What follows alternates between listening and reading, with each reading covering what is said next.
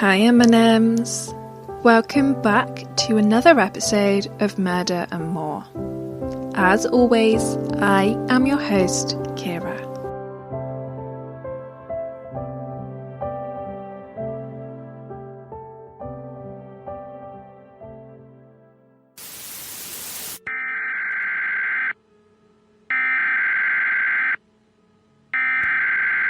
We interrupt our program to bring you this important message.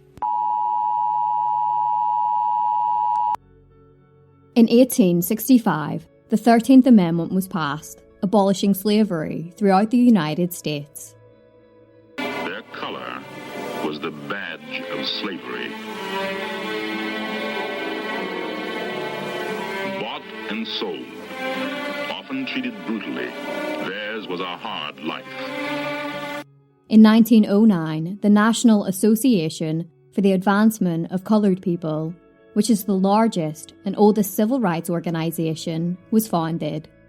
In 1954, the U.S. Supreme Court ruled that racial segregation in public schools violated the 14th Amendment.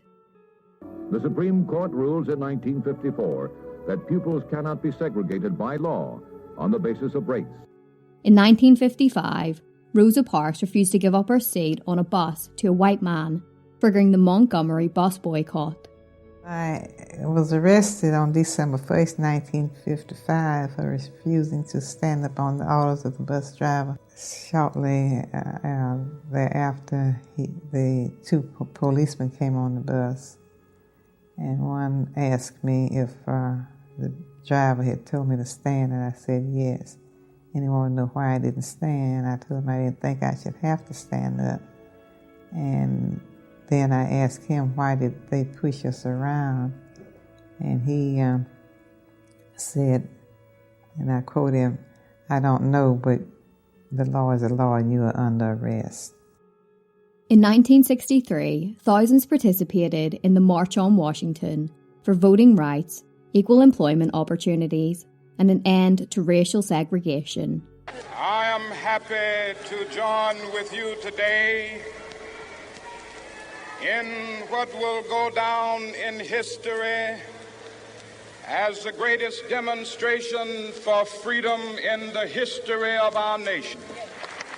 50 years ago, a great American in whose symbolic shadow we stand today signed the Emancipation Proclamation. This momentous decree came as a great beacon light of hope to millions of Negro slaves who had been seared in the flames of withering injustice. It came as a joyous daybreak to end the long night of their captivity. But 100 years later, the Negro still is not free. 100 years later, the life of the Negro is still sadly crippled by the manacles of segregation and the chains of discrimination. 100 years later, the Negro lives on a lonely island of poverty.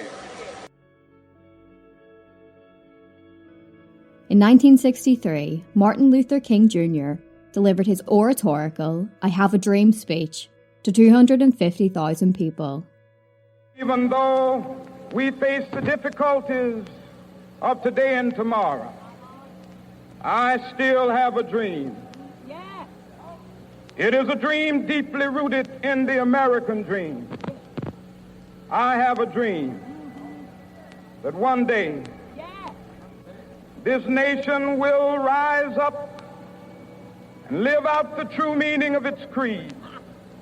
We hold these truths to be self-evident, that all men are created equal. I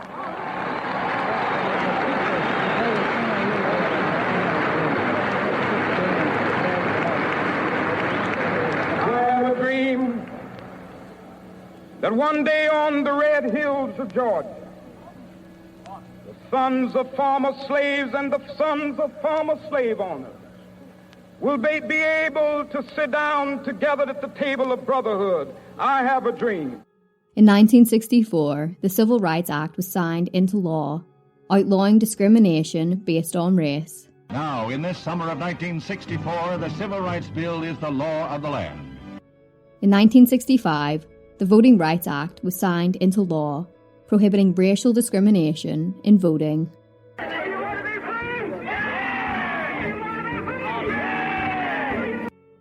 In 1966, thousands took part in a march across Memphis, Tennessee, Jackson, and Mississippi to highlight racial oppression and violence. It is we who have picked the cotton for nothing. It is we who are the maids in the kitchens of liberal white people. It is we who are the janitors, the porters, the elevator men. We who sweep up your college floors. Yes, it is we who are the hardest workers and the lowest paid. And the lowest paid. And that it is nonsensical for people to start talking about human relationships until they're willing to build new institutions. Black people are economically insecure. White liberals are economically secure. Can you begin to build an economic coalition? Are the liberals willing to share their salaries with the economically insecure black people they so much love? Then if you're not, are you willing to start building new institutions that will provide economic security for black people? That's the question we want to deal with. In the late 1960s and early 1970s, Black Power became a rallying cry of the civil rights movement and advocated self-sufficiency for blacks, promoted black collective interests, and defended against racial oppression. Are you an American Negro? No. What are you? I'm black and beautiful. What's your nationality? My nationality is Afro-American. Very good, man. Keep it up. Go sit down. The Black Power movement assumed equality of person and merely sought the opportunity to express that equality by saying we are a proud people. We don't need you to tell us that. Our kinky hair is glorious. Our black skin is something we're proud of. And we are who we are. In 1972, Shirley Chisholm ran for President of the United States, becoming the first ever black major party candidate. I stand before you today as a candidate for the Democratic nomination for the presidency of the United States of America. I am not the candidate of Black America, although I am black and proud. I am not the candidate of the women's movement of this country, although I am a woman, and I'm equally proud of that. In 1984, Jesse Jackson, founder of PUSH, ran for President of the United States and gained 21% of the popular vote. Our time has come. A new day has begun. Red, yellow, black, and white. We're all precious in God's sight. Our time has come. In 2009, Barack Obama became the first black president in the United States. Rosa Parks challenged her arrest. A little-known pastor, new to town and only 26 years old, stood with her, a man named Martin Luther King Jr. So did thousands of Montgomery, Alabama commuters. They began a boycott. Rosa Parks' singular act of disobedience launched a movement. The tired feet of those who walked the dusty roads of Montgomery helped a nation see that to which it had once been blind. It is because of these men and women that I stand here today. It is because of them that our children grow up in a land more free and more fair, a land truer to its founding creed. There was victory and there was struggle. Hundreds of years of oppression and prejudice make it hard for true freedom. Deep-seated racial issues have been around the entire time and still reverberate today. What started as a joke 100 years ago, when a group of men donned bedsheets for a romp, has over the years attracted to it persons charged with acts of harassment, intimidation, and violence throughout the South. Even though the nation has been outraged for many years, the Ku Klux Klan persists with its bizarre ritual and trappings. But 100 years is a long time for a joke. When such an order as this moves in and takes over the police power, you are completely at their mercy. And their atrocities and their violence can be visited on anybody that disagrees with them in any given situation. The Ku Klux Klan is a secret organization which for 100 years has been allowed to exist in this country. Virtually every president of the United States in the past century has said the Klan has little regard for constituted authority. I will not force my people to integrate against their will. This morning, the mob again gathered in front of the Central High School of Little Rock, obviously for the purpose of again preventing the carrying out of the court's order relating to the admission of Negro children to that school. In the next decade, in cities and towns, villages and hamlets across America, other discriminatory barriers, other prejudices are struck down, some voluntarily, some not. Much is achieved, but much still remains to be done. We are oppressed. We are exploited. We are downtrodden. We are denied not only civil rights, but even human rights. So the only way we're going to get some of this oppression and exploitation away from us or aside from us is come together against the common enemy. Who taught you to hate the texture of your hair? Who taught you to hate the color of your skin to such extent that you bleach to get like the white man? Who taught you to hate the shape of your nose and the shape of your lips? Who taught you to hate yourself from the top of your head to the soles of your feet? Who taught you to hate your own kind? Who taught you to hate the race that you belong to? So much so that you don't want to be around each other. No, before you come asking Mr. Muhammad, does he teach hate, you should ask yourself, who taught you to hate being what God gave you? When a criminal starts misusing me, I am going to use whatever is necessary to get that criminal off my back. And the injustice that has been inflicted upon Negroes in this country by Uncle Sam is criminal. Don't blame a cracker in Georgia for your injustices. The government is responsible for the injustices. The government can bring these injustices to halt. There is nothing sadder to people struggling against oppression in Ireland to look towards Boston City and see our people. We know how they got here. We know the oppression they fled from Ireland in various generations to get to this city, being used to oppress the black people of this city. People tell me I don't understand the situation. They tell me blacks are lazy, they don't want to work, they want to lower the standard of education.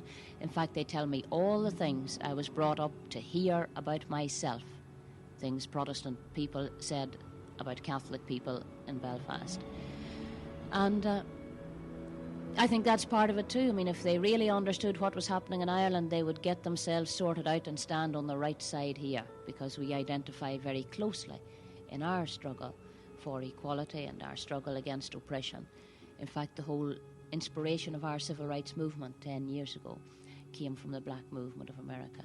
And it looks to us from where we stand at home that our people are being oppressed with the active assistance of our people. We find that very sad. As a week of pretrial motions ended today in the case of the 4 Los Angeles policemen already indicted in the Rodney King beating, the county grand jury signaled that will be the extent of the criminal case. TV viewers across America and around the world stunned by its brutality. One of the worst riots in American history. Can we all get along? The United States of America is in the middle of another racial struggle. Hate crimes and race-based police violence show that the world needs to engage in honest dialogue about racism. White people need to have conversations with other white people. Educate yourself. We cannot expect black people to teach us about an unjust system they did not create. It is not a problem we need to empathise with.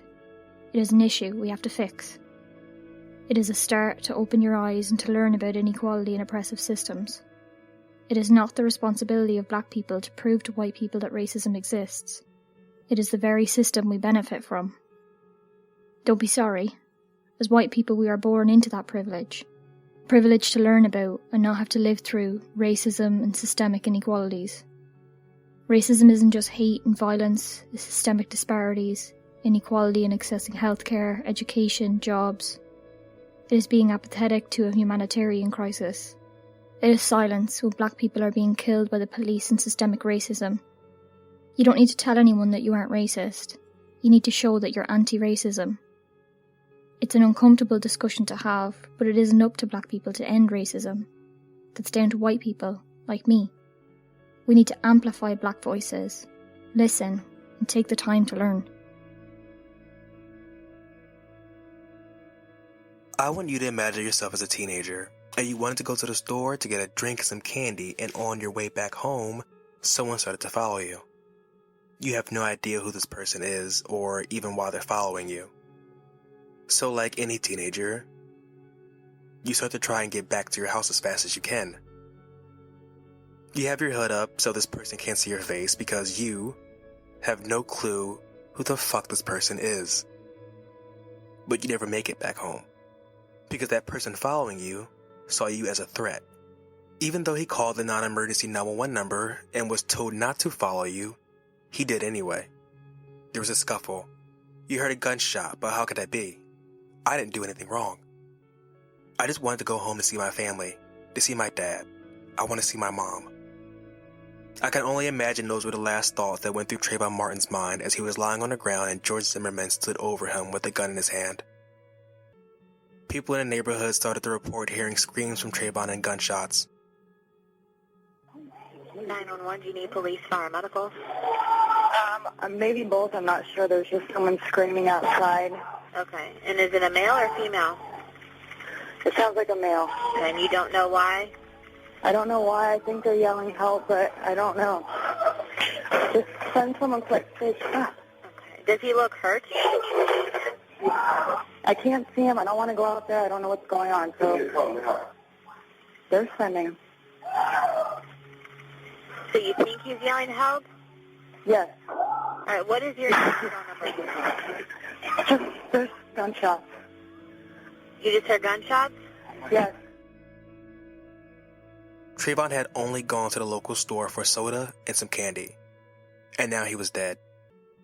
Trayvon Martin, an unarmed black teenager, was shot down by a white neighborhood watchman who claimed self-defense. Zimmerman never denied shooting Trayvon, but claimed it wasn't self-defense.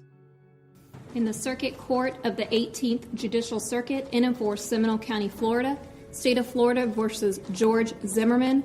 Verdict: we, the jury, find George Zimmerman not guilty. Even though he was told specifically not to follow Trayvon and that police were on their way. One cannot even begin to imagine the devastation that Trayvon's parents felt when the not guilty verdict was read in the courtroom, and how they had to fight to get Trayvon's case even heard. I just thought we were going to get some kind of justice. Hundreds taking to the streets, carrying signs calling for justice for Trayvon. This was a 17-year-old kid who was murdered by a vigilante who followed him, profiled him, and shot him dead, and it can't go on. Trayvon was only a teenager. He went to high school, he had friends and family who loved him. Trayvon had no criminal record. He took ski trips and had gone to New York. He took English honors classes, and his favorite class was said to be math. Trayvon was no different than any other black teenage boy living in America. Trayvon was no different than me. I am Trayvon Martin. Trayvon Martin. No justice. Trayvon Martin had the same right to be where he was as Emmett Till to go to a public store to buy some bubble gum. Trayvon Martin had a right to be where he was, as same as Rosa Parks had to sit on that bus and not get up and move to the back. Trayvon Martin had the same right that Medgar Evers had to pull up in his driveway to go home and greet his kids. The system failed Trayvon, starting with the laws of Florida along with the court system. But what did come out of the death of Trayvon Martin was the formation of the Black Lives Matter group, which focused on the better treatment for all African Americans in American society. The movement has since spread across the world. Black Lives Matter! It came to fruition after Trayvon's death, and that was attributed to African Americans just being tired of being on the short end of the stick. Our kids are our future, so we have to have some type of hope, and we can't just give up and say, okay, well, that's the way this country is, and we're just going to leave it just like it is. You know, we got to do the best that we can to try to make positive change. When we say Black Lives Matter, we know that all lives matter, but all lives aren't in danger as Black lives are. We get killed for lesser reasons, because maybe the police thought you had a gun, maybe because you were walking away from the police, and we get shot and killed. You see the man being shot. You have to look at those things, because if you continue to pretend like this situation isn't happening, then you are part of the problem. There is a clear disparity when it comes to race and police brutality. Statistics have shown that around 1 in 1,000 black men and boys in the United States alone are expected to die at the hands of police. That makes them 2.5 times more likely than white men and boys in the United States to die at the hands of police. Black children are taught that if they even come in contact with the police, to not resist and not provoke. They are taught that this will save their lives, but sadly, as time has shown again and again, this is not the case.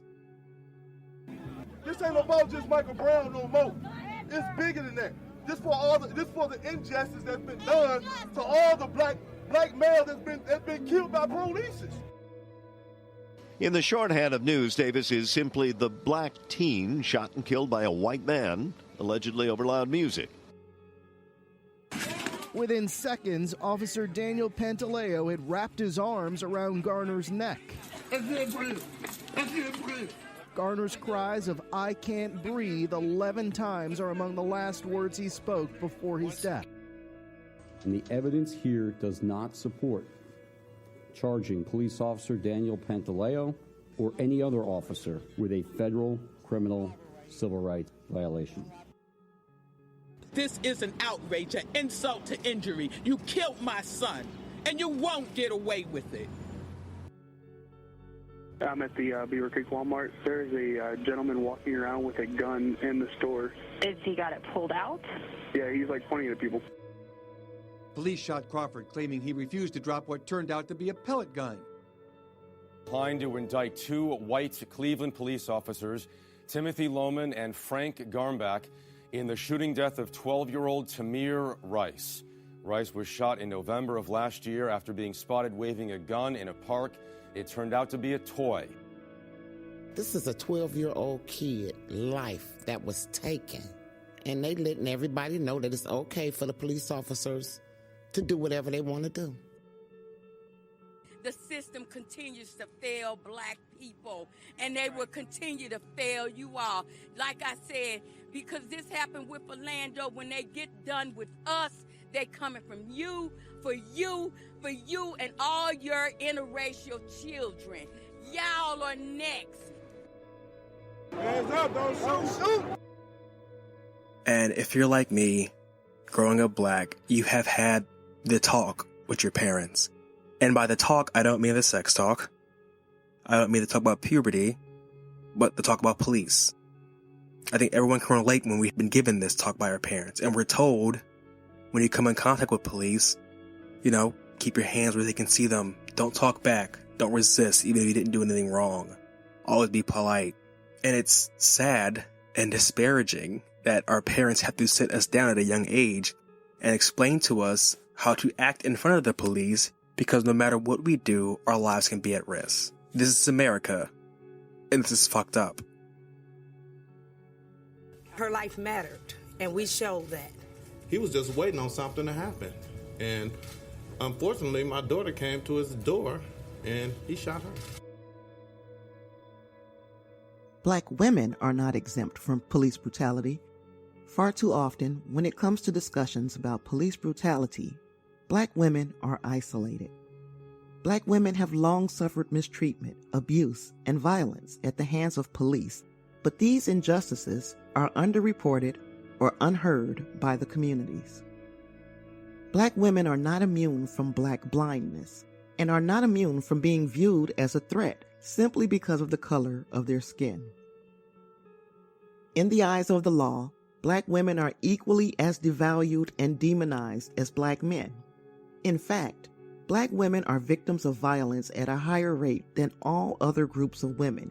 Yet when it comes to the debate about police brutality, they are often left out. In November of 2006, 92-year-old Katherine Johnson was shot dead in her own home by undercover police officers who later planted drugs in her home as an attempted cover-up. An elderly woman killed in a botched police raid. This is what we know. Katherine Johnson, 92 years old when she was killed. Police went to her home based on falsified paperwork claiming there were drugs inside. It should never happen again. It should not have happened then. In March of 2012, unarmed Rekia Boyd was shot dead by Officer Dante Servin. We want to also talk about Rekia Boyd today, 22 years old when she was shot and killed in 2012 by an off-duty Chicago police detective. Dante Servin fired several shots over his shoulder into a group of people Rekia was standing with near his home, striking her in the back of her head. Between December of 2013 and June of 2014, Officer Daniel Holtzclaw sexually assaulted numerous black women while on duty. Prosecutors said Holtzclaw targeted 13 African-American women in the poorest parts of Oklahoma City over a 6-month period. In some cases, he specifically sought out women who had outstanding arrest warrants. All 13 women testified. He did things to me that I didn't think a police officer would do. In February of 2014, Yvette Smith was shot dead by Officer Daniel Willis after calling 911 in regards to an altercation. When she opened the door to the responding officers, she was shot twice. I answered the door, and it was two investigators, two of them. They told me your mom's been involved in an accident, and I'm thinking it was a car wreck. And they was like, no, she was shot by an officer and she died. You got a mother of two gone. The woman beat cancer, just got out of knee surgery, and was fighting diabetes, dude. My mom's 5'5", 135. If you find that aggressive, you need to turn your badge in. Yvette reportedly opened the door and was shot. So where you're going to have to go back and look at who's hiring and who's training these people. And how were they training them, and what protocols are you supposed to follow and what didn't you follow? In July 2014, video captured Officer Daniel Andrew repeatedly punching Marlene Pinnock in the head as she was on the ground. Graphic incident in Los Angeles is under investigation tonight after video emerged of a police officer beating a woman on the side of a highway. Oh my God. The video was recorded along the Santa Monica Freeway last Tuesday during the afternoon rush hour. In it, 51-year-old grandmother Marlene Pinnock is seen being pulled to the ground and pummeled by an unidentified California highway patrolman. In November of 2014, Tanisha Anderson, who suffered from mental health issues, was killed by police after slamming her down on her back and stomach. She died in front of her family. In July of 2015, Sandra Bland was violently arrested and died in police custody. Get out of the car! And then I will light you up. Get out! Wow. Now! Wow. Get out of the car! Failure to signal. You're doing all of this for Get over there! I'm still just at a loss for words, honestly, about this whole process. How did switching lanes with no signal turn into all of this? Sandra Bland, arrested after that routine traffic stop earlier this month, then found dead in her jail cell 3 days later. In October of 2019, Atatiana Colquise Jefferson was shot dead through her window by Officer Erin Dean after her neighbor reported that her front door was open. Wolf, tonight the Fort Worth police are profusely apologizing to the family of Atatiana Jefferson, saying basically they don't know why this officer did what he did. The police are promising a full investigation tonight, which the victim's family basically has no trust in. On police body cam video, an officer is seen approaching a door of Jefferson's home in Fort Worth. The screen door is closed, the solid door is open, and the lights are on inside. The officer walks the perimeter of the house. Then, as he approaches a window, Put your hands up! Show me your hands! the officer had fired within only a couple of seconds after shouting his verbal command, and never did he identify himself as police. Tatiana Jefferson, 28 years old, died on the spot in her bedroom early Saturday morning. Tonight, her devastated family is demanding justice and accountability. This man murdered someone. He should be arrested. These examples only reflect a short few of a long list of race-based violence and injustice against Black women. In 1966, 3 years after making the famous I Have a Dream speech, Dr. Martin Luther King Jr. said this in an interview. How many summers like this one do you imagine that we can expect? Well, I would say this, we don't have long. The mood of the Negro community now is one of urgency, one of saying that we aren't going to wait, that we've got to have our freedom. We've waited too long. So that I would say that every summer we are going to have this kind of vigorous protest. My hope is that it will be nonviolent. I would hope that we can avoid riots because riots are self-defeating and socially destructive. I would hope that we can avoid riots, but that we will be as militant and as determined next summer and through the winter as we have been this summer. And I think the answer about how long it will take will depend on the federal government, on the city halls of our various cities, and on white America to a large extent. This is where we are at this point, and I think white America will determine how long it will be and which way we go in the future. It has been over 50 years. Another summer of injustice and unrest.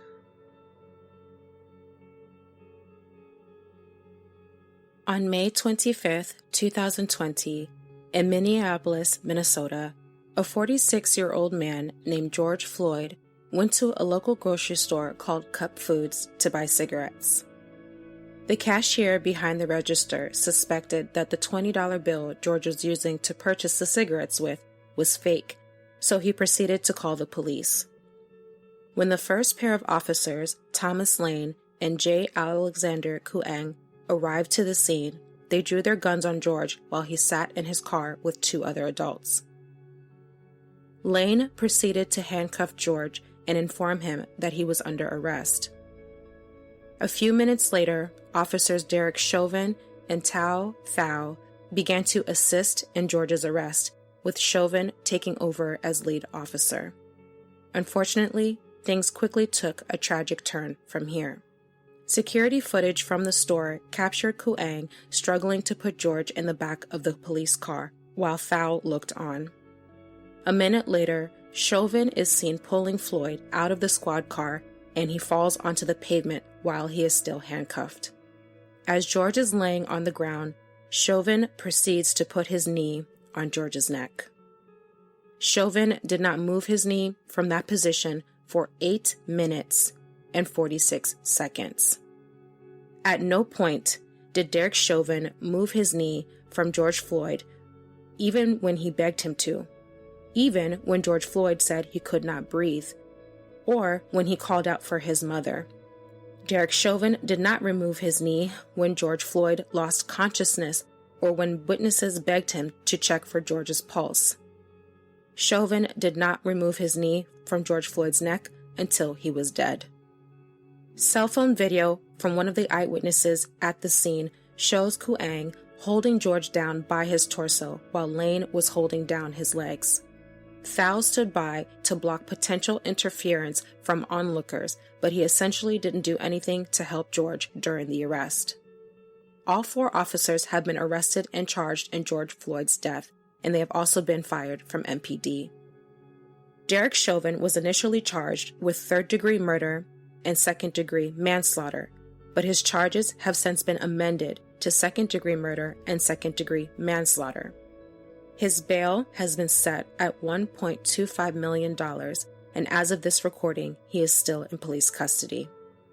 Chauvin could face up to 40 years in prison if he is found guilty. Thao, Lane, and Kuang were also charged with aiding and abetting second-degree murder and aiding and abetting second-degree manslaughter. The first charge carries up to 40 years in prison, while the other carries up to 10. Each of their bail amounts were set to $750,000. They are all also still in police custody. How is it that Derek Chauvin was able to remain on MPD for 19 years with 18 complaints on his record? Or Thao, who has 6 complaints on his record and was sued in 2017 for excessive force when he beat a man so bad he broke his teeth. Lane had only been on MPD for 4 days prior to George's death, and Kuang was a rookie following Chauvin's shitty instructions.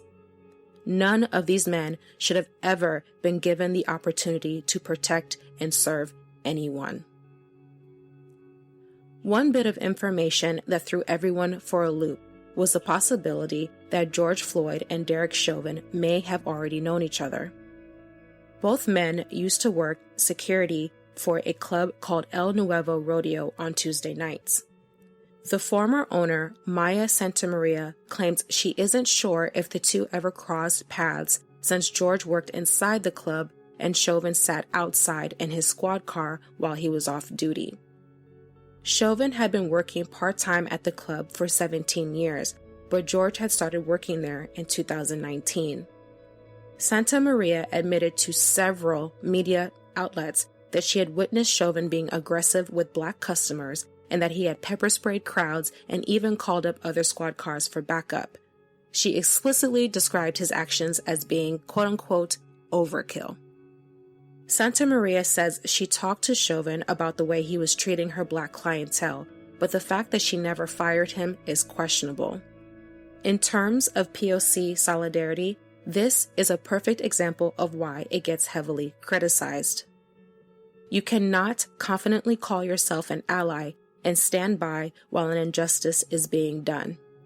Santamaria was complicit in Chauvin's actions against her black customers because she continued to employ him, especially during events that were marketed towards African Americans. When other people of color see a white person being racist towards a black person and they excuse it or don't say anything at all, they're proving that their solidarity is performative. They're proving that their allyship simply does not exist. Santamaria felt it necessary to still have Chauvin at her club, even though he showed her on several occasions that he posed a threat to the safety of her black customers. George Floyd's unnecessary and senseless death at the hands of police has sparked a resurgence and global movement that has once again highlighted police brutality and injustice. There have been protests every day since George's death, and they have spread across the globe to show solidarity and to condemn police brutality and racial injustice. Tamika Mallory, an activist for Black Lives Matter, said the following at a rally in Minneapolis. The reason why buildings are burning is because this city, this state, would prefer preserving that white nationalism and that white supremacist mindset over arresting, charging, and helping to convict 4 officers who killed a black man. That is the reality of what we're dealing with. This is not just a few cops doing things across the country. This is not a good cop versus bad cop situation. This is Ahmaud Arbery being shot down by white men on the streets of Georgia. Breonna Taylor being killed in her home. This is in New York City, where we were until freedom. We were just in New York fighting the police officers who, in the name of social distancing, were damn near killing black young people on our streets. This is a coordinated activity happening across this nation. And so we are in a state of emergency. Black people are dying in a state of emergency. We cannot look at this as an isolated incident. The reason why buildings are burning are not just for our brother George Floyd. They're burning down because people here in Minnesota are saying to people in New York, to people in California, to people in Memphis, to people all across this nation, enough is enough. Yes. And we are not responsible for the mental illness that has been inflicted upon our people by the American government, institutions, and those people who are in positions of power. I don't give a damn if they burn down Target.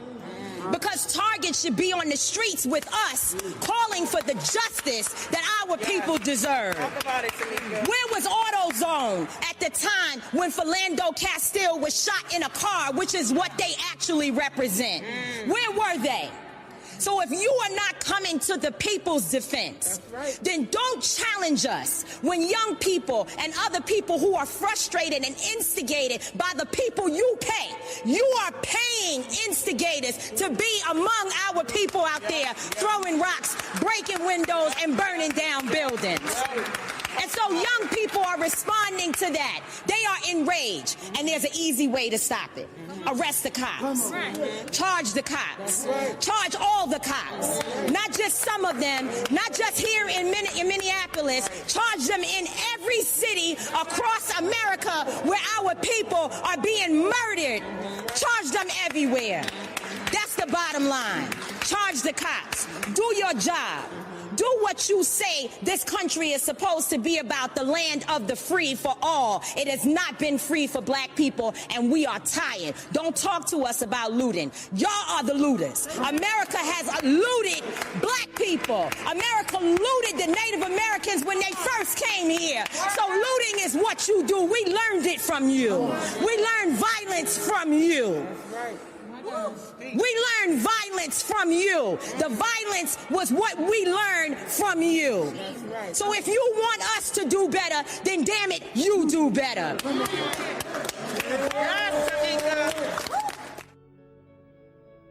Days after George's death, numerous reports of other recent police killings have gone viral, like the murder of Sean Reed, Breonna Taylor, and Tony McDade. People have also started demanding that older cases be reopened, like the 2014 murder of Tamir Rice, the 2015 death of Sandra Bland, and the 2016 murder of Philando Castile. A public memorial service for George Floyd was held on June 4th, and a private one was held on June 6th. A private funeral is scheduled for June 9th. George Floyd is survived by his 5 children and his brothers and sisters. Rest in peace, George Floyd. The world witnessed the murder of George Floyd, which left people horrified. For many, George's death has been the turning point in their life that has showed them how unjust society is for black people, a reality black people have been living for decades. The world is so entrenched in racism, it tells us even in death, black people do not deserve dignity, respect, or rights. For black people, every time we see another black person being attacked or murdered due to racism, it's just a reminder that we are not only affected physically or emotionally, but also mentally. On Monday, George Floyd was taken into custody by 4 Minneapolis police officers accused of trying to pass a counterfeit $20 bill. Okay, he's talking. Officer Derek Chauvin held him down with a knee on his neck for 8 minutes and 46 seconds while Floyd struggled to breathe. He enjoying that. The whole world is watching to see if African Americans can get equal justice in 2020. You guys aren't checking his pulse and doing compressions if he needs that? Court filings say that for the last 2 minutes and 53 seconds, Floyd was unresponsive. He was pronounced dead at the hospital. He was being very compliant, and they were doing what cops normally do these days. Just kill black folks. The family has just now released the results of an independent autopsy on George Floyd, showing that Floyd died, quote, as a result of a homicide caused by asphyxia due to neck and back compression that led to a lack of blood flow to the brain. You can't unsee a man taking his last breath and calling out for his mother. You also can't unhear the cries of the families and friends of those we have lost due to police brutality. As Black people, not only did we see George, but we saw our fathers, our sons, our brothers, our cousins, and our friends with a knee on their neck. We as Black people are sad, angry, and most importantly, we are tired. Tired of demanding to be treated equally in society. Tired of demanding our basic human rights.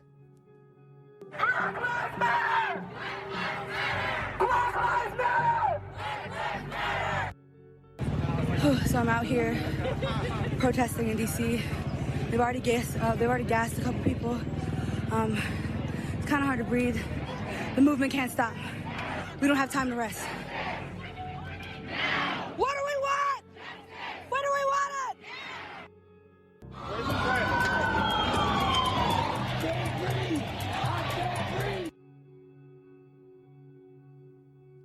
it? Racism affects every aspect of our lives.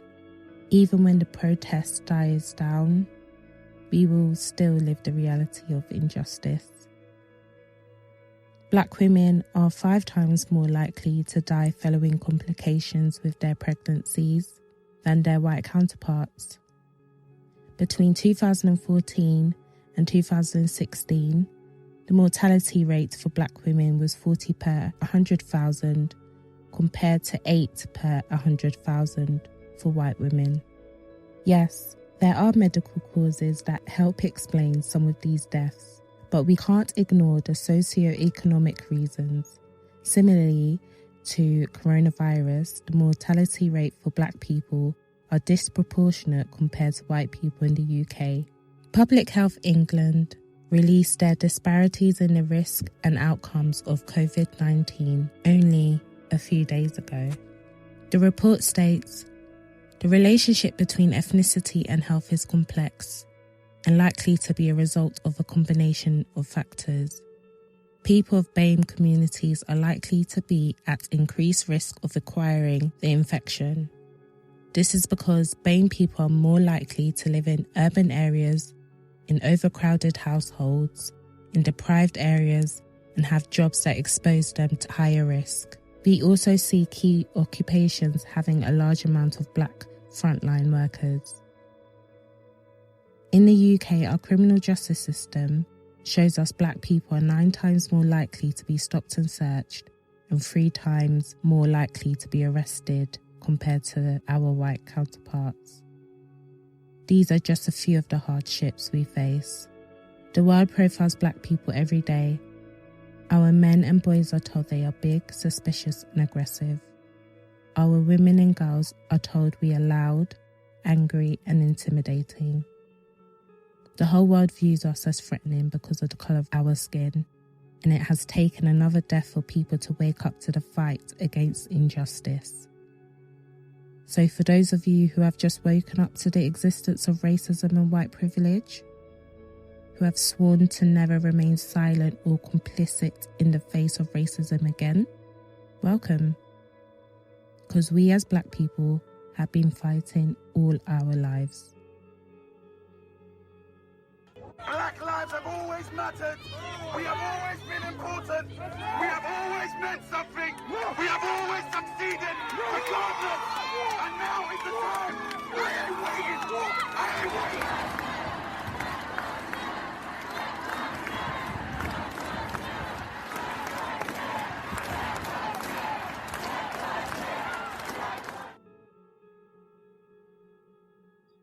In 1993, 18-year-old Stephen Lawrence was mercilessly killed in a racially motivated attack in southeast London.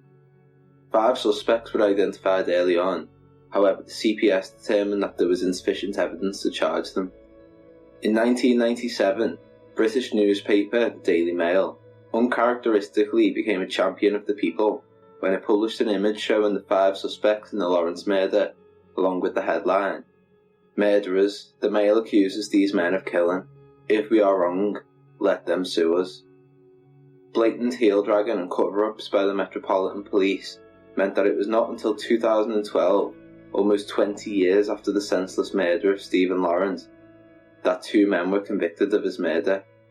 This meant that 3 of the 5 assailants involved in Lawrence's death were never brought to justice.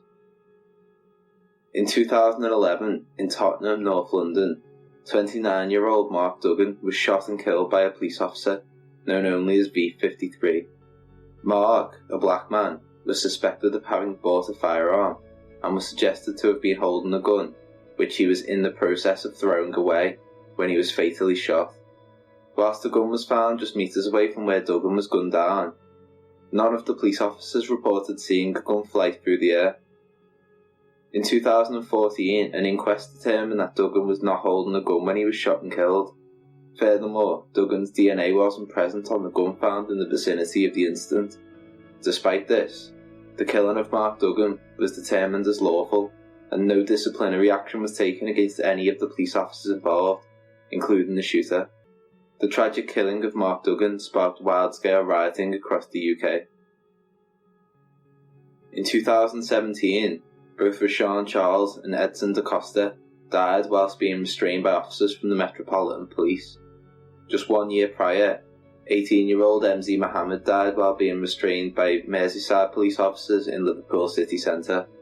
CCTV footage showed the man being held down forcefully by police, even after he had stopped moving and appeared to have already died.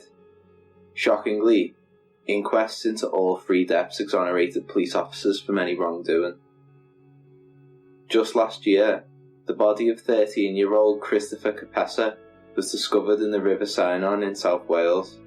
The boy was found to have been pushed into the river where he drowned to death. South Wales police claimed that there was no public interest in prosecuting the individual responsible, despite them having sufficient evidence to support unlawful manslaughter. The police were accused of institutionalised racism, as many commented that if it were a black boy pushing a white boy into a river, there is no way he wouldn't have been prosecuted.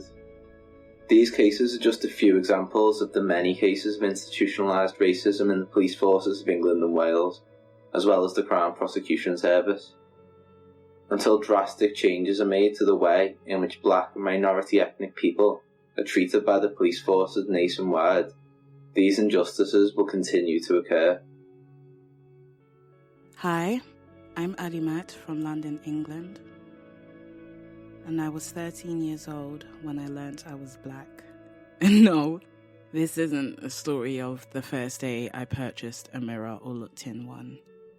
This is the story of the day that I learnt that the reflection I see isn't always what other people see when they look at me.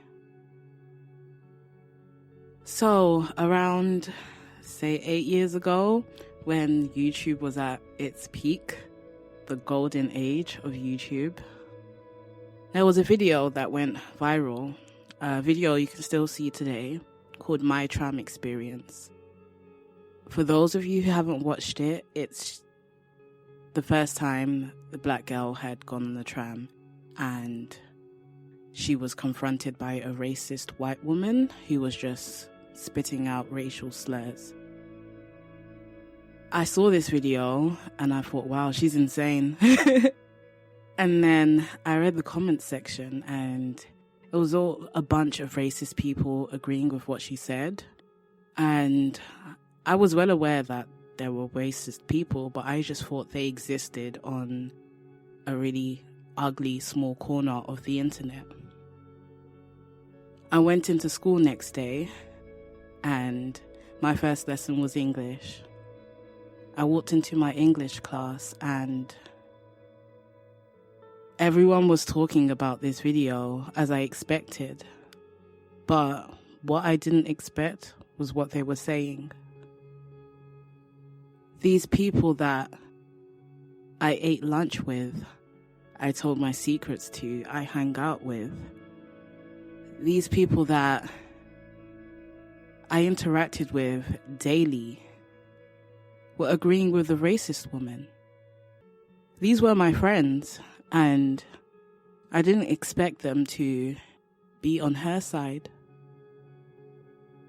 Normally, I would confront someone, but I think the shock just held me back. That was the day that I learned that there are closeted racists. Racists aren't always in your face. Your friend could be a racist, and they could hate you, and you'd have no idea. That day, I became paranoid. On the bus home, I was constantly worried, thinking, does this person hate me and they're hiding it? Does this person secretly hate me and want me to get out of their country? And it wasn't the source of my anxiety, but it definitely contributed. It never really went away. I just learnt to pull it in the background of my mind. Most of you have forgotten about this video. Most of the people who were saying those racial slurs probably don't remember that day, but I do.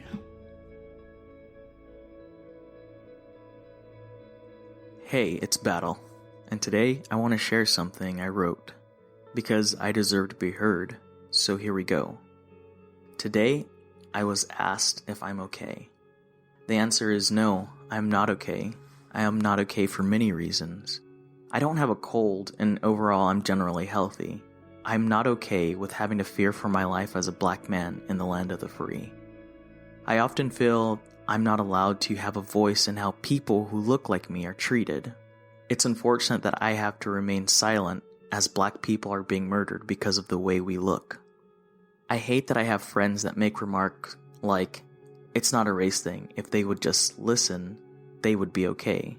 Or, can you blame them, white people that is, for the way they react because it's black people who act up, and that sucks.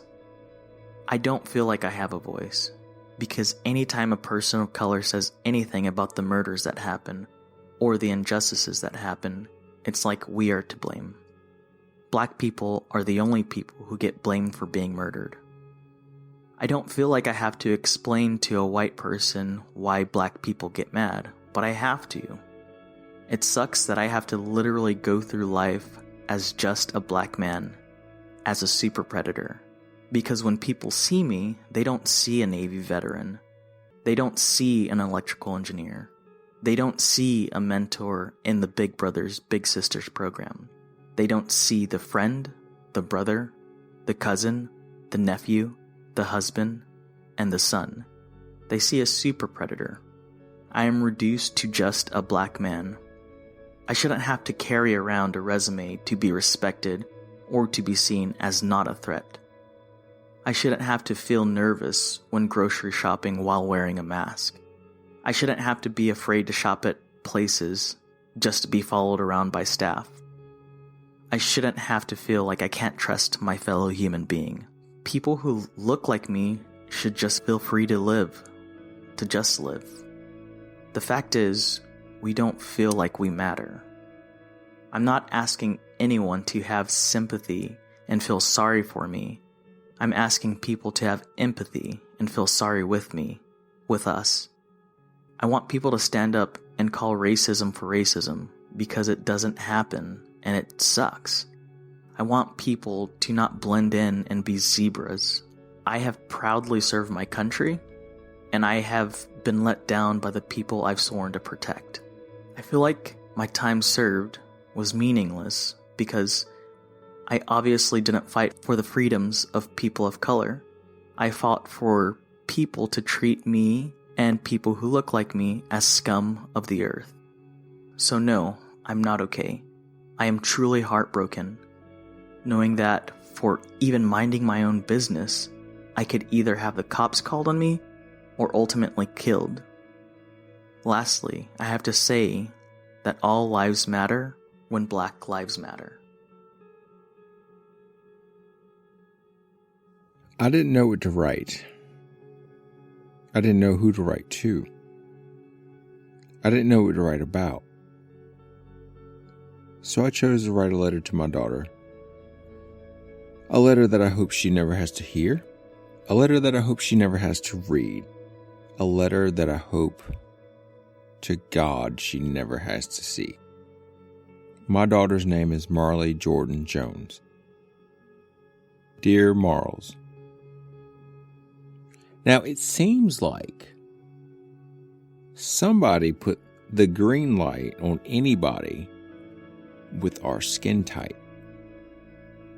So unfortunately, I have to write this letter just in case I don't get a chance to tell you. I was born a son. I was born a grandson, a brother, a nephew, but I would not be your dad without my father, my uncles, my grandfather, my brother. Proud black men. And I'm blessed to even have known these men, but to be a part of their bloodline. I was raised by some of the most phenomenal women you'll ever know. And I only hope that you get the chance one day to get to know them, because they are your very own family. Your cousins, your aunts, your grandmothers, and of course, your mother. You have royalty in your DNA, Marley. Get to know these kings and queens. I want you to know that there is a world ahead of you. People of our skin complexion, believe it or not, are targeted. Targeted by who? America. Now, if I raised you right, you got a couple questions. Why? I had my hands up. Maybe it was too fast for comfort. Maybe they thought my phone, the one thing that would save me, was the same thing that would kill them. Look into Stephen Clark and how he was shot and killed by police for the very same thing. Maybe I did what I taught you to do when police knock on your door, is ask for a warrant. But maybe they just kicked the door down and shot me 76 times like they did Jamarion Robinson. Where? The police have body cams. Theirs were turned off, so it's hard to say. I could have been in the wrong place at the wrong time. Like home, like Breonna Taylor or Botham Jean, or at Walmart, like Ariane McCree, even at Taco Bell, like Willie McCoy, or even in the back of the squad car, in handcuffs, posing no threat, like William Green. Look into them too, when you get a chance. How? With the hate for other human mankind in his or her heart? Don't know. Bullets don't care who shoot them, but sometimes the police get a little more creative than that. I'll ask Sandra Bland, Eric Garner, or Freddie Gray if I end up in the good place. And when. In my lifetime, they've made it perfectly clear that it's perfectly fine in broad daylight, like George Floyd, to be murdered in the street with their knee in my neck, in front of people, telling them that I cannot breathe. One day you're going to get stopped by the police, Marley. When you do, make sure they see your hands and be respectful even when they are not. Your responsibility is to get home safe.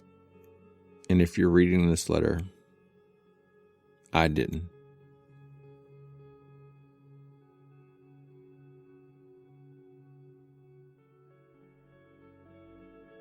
Most of our fellow podcasters have never experienced the fear, trauma, and pain of racial injustice, nor have they lived through the experience that we have. But we all have a platform and we have a duty to speak up and call out injustices. Stereotypes can rule our world, and we would like to take this moment to commemorate the lives of Black victims. For many within our communities, the senseless deaths of those who we are commemorating the lives of today are a chilling reminder that your life can be in danger simply for existing. This is not just an American problem. This is a global problem, and we must stand in solidarity. A time comes when silence is betrayal.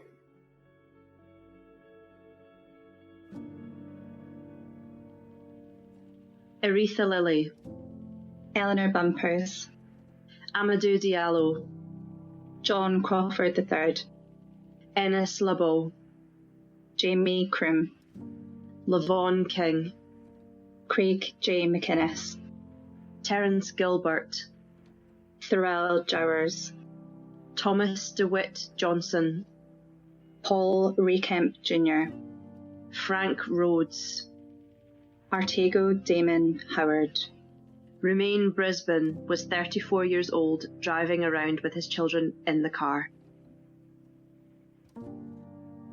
Alicia Glass, Vermond Archie Almar, Calvin Peters, Brandon Jones, Eugene Williams, Darian Hunt, Michelle Cussor, Yvette Smith, Dante Parker, Jordan Baker, Ian Sherrod, Mario A. Jordan, Winfield Carlton Fisher III,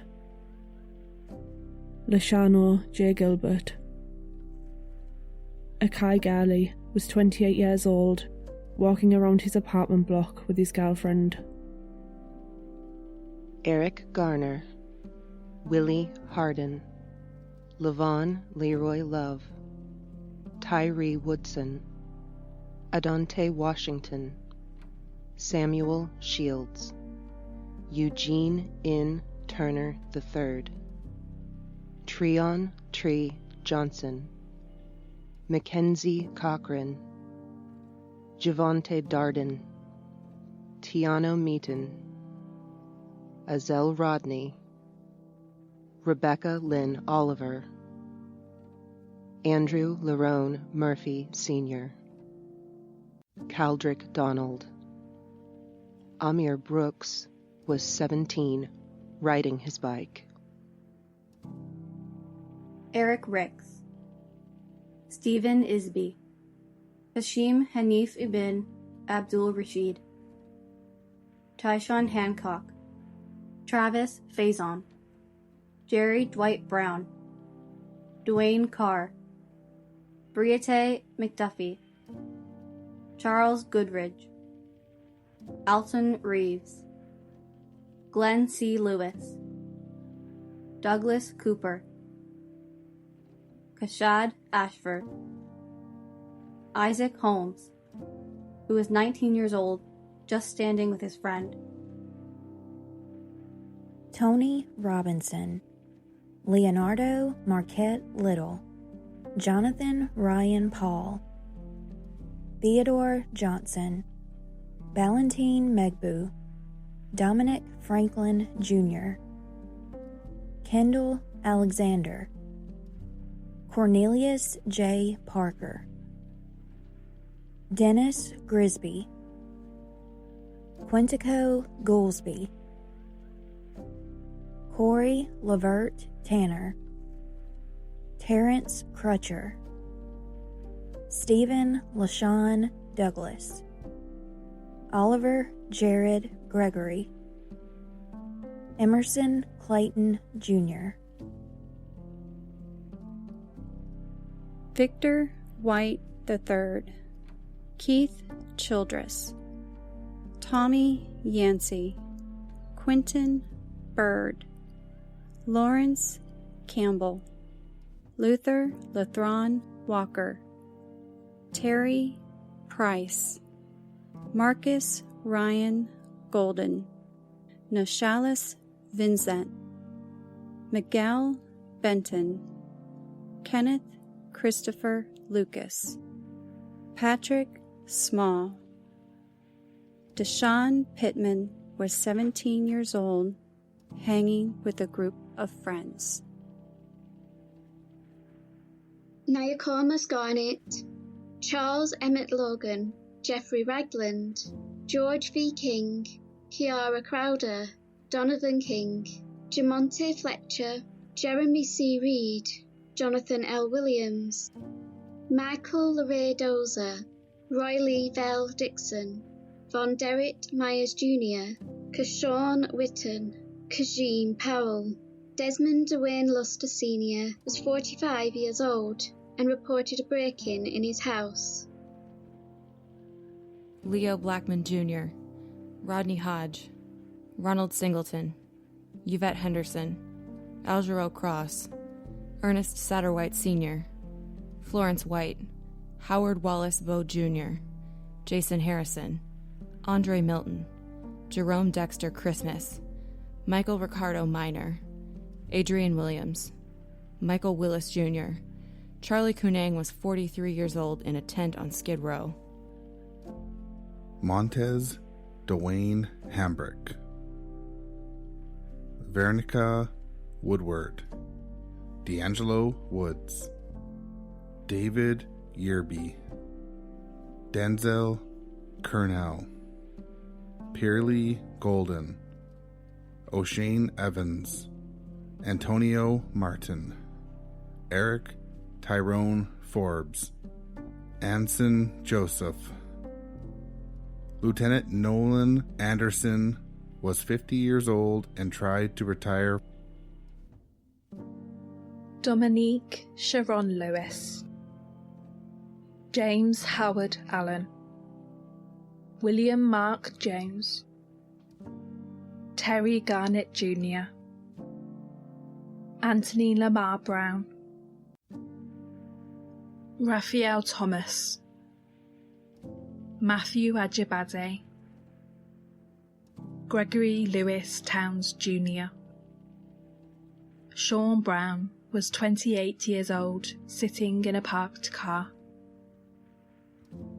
Afuram Harrison, Daniel Christoph Yilu, Philip Watkins, Ronnie D. McNary, Willie Sams, Robert Storey, Ezel Ford, Donovan Bayton, Charles Smith, Michael Reams, Demarius Turner, Devontae Kashawn Hines, Kendry Omari Alston.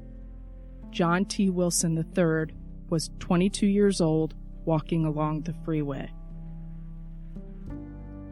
Paul Smith, Fednal Reinville, Tracy A. Wade, Bernard Moore, Anison Joseph, Thomas Allen Jr., Brandon Tate Brown, Ladarius Williams, Cornelius Turner, Warren Robinson, Jeremy Lewis, Stanley Lamar Grant. Omar Abrego was 37 years old. He died in police custody. Markel Atkins, Alphonse Edward Perkins, Tanisha Anderson, Antoine Dominique Hunter, Matthew Walker, Cameron Jackson, Christopher Jones, Edward Donnell Bright Sr., Xavier McDonald, Naeem Owens, Henry Jackson, Dondre Burkhardt Jr., Racine Shaw, Jacqueline Nichols, Dwayne Deshawn Ward Jr. Wally Flex was 16 years old and a passenger in a car. Gregory Marcus Gray, Icarus Randolph, Monique Ginny Deckard, Stefan Avery Hart, Hallis Kingsey, Eddie Ray Epperson, Asia Roundtree, Cedric Lamont Bishop, Joe Huff, Christopher M. Anderson, Betty Jones, Kevin Matthews, Rondre Lamar Hornbeck, Justin Griffin, Devaron Ricardo Wilburn, Cedric Stanley, Lavoy Steed. Dustin Keith Glover, Jerry Brown, Brian DeMarcus West, Leon Haywood, Dontre Hamilton, Emmanuel Wooten, Sinique Jashpora, Bryant Paula, Dennis Grigsby, Andre Maurice Jones, Rashad McIntosh, Adam Ardeth Madison, Mackenzie Cochran. Jeremy Lake was 19 years old, walking his girlfriend home. Juan May, Charles Leon Johnson II, Myron Deshawn May, Christopher Bernard Doss, Eddie Davis, Robert Baltimore, Aura Rosser, Dante Sowell, Ricky D'Angelo Hinkle, David Andre Scott, Mark Anthony Blocker, Cortez Washington, Latondra Ellington, Dennis Hicks, Carlton Wayne Smith, Broderick Johnson, David Latham, Tyrone Davis, Jerry Nowlin, Armand Martin, DeAndre Lloyd Starks, Harrison Carter, Brian Pickett, Anthony Bartley, Zale Thompson, David Ellis, Zacharias Jaquan Flint, Arvil Douglas Williams, Christopher Mason McCrae, who was only 17 years old, just crossing the street, and Cameron Tillman, who was 14, just hanging out with friends. Ronald Sneed, Matthew Whaler, Eldrin Lauren Smart, Terrence Moxley, Marquise Jones, Laval Hall, James Renee White Jr., Ja'Cory Calhoun, Michael D. Sultan, Alton Sterling, Sandra Bland, Tavares McGill, Eric Harris, Justin Sullivan. Elena Stanley Jones was 7 years old, playing in her own home. Breonna Taylor is the latest female victim of a police shooting. She was an EMT in Kentucky. This list is not exhaustive. There are many more black victims and people of colour whose deaths do not get the same coverage as white victims. We all come into this world with our first breath. But these next statements are what some innocent black victims said with their last. Oscar Grant, you shot me, you shot me. Philando Castile, I wasn't reaching for it. Freddie Gray, I can't breathe. Samuel DeBose, I didn't even do nothing. Kamani Gray, please don't let me die. Kenneth Chamberlain, officers, why do you have your guns out? Walter Scott, they tasing me. Sean Bell, I love you too. Michael Brown Jr., I don't have a gun, stop shooting. Natasha McKenna, you promised you wouldn't kill me. George Floyd, I can't breathe.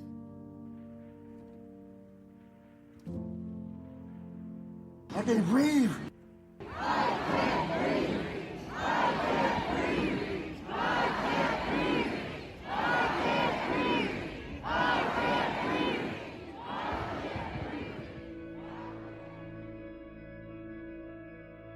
And still we rise.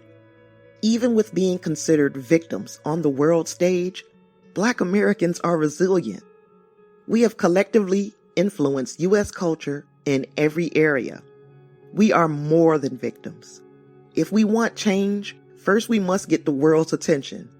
It's safe to say that we have that. Now what's next? After the protests and unrest, and when our anger as a community subsides, we must organize. The issue of racial disparity won't disappear because we aren't mad anymore. Our first effort after the protests die down should be to encourage the Black community to vote. We need activists to talk to the youth and bring voter registration forms. We hold an amazing amount of power, and it's underutilized. Next, we must decide what our individual jurisdictions need. We have to define what change looks like if we plan to make demands from elected officials. When a candidate knows what the constituency wants in clear and concise terms, it is much harder for them to backpedal on campaign promises. If you're unsure how to proceed, form committees. Talk to other members of your community to get ideas. Finally, hold elected officials and the community responsible for their actions or inaction. There are bad apples in every circle. We don't need them disrupting the solidarity we have witnessed over the past few weeks. I've seen so many amazing and heroic acts from people of all races, sexes, and ages. We've got to keep this momentum. Allow no one or nothing to set back what we can certainly call progress. This week in Houston, I watched a crowd of 60,000 protesters take to the streets. It was a rainbow of people, a melting pot of demonstrators who are fed up with division. These protests have proven that Black people are not alone in this fight. We have allies all around the world, disgusted by the thought of a group of people being criminalized for their race. To all of you, I say thanks. There is an abundance of hope for us yet.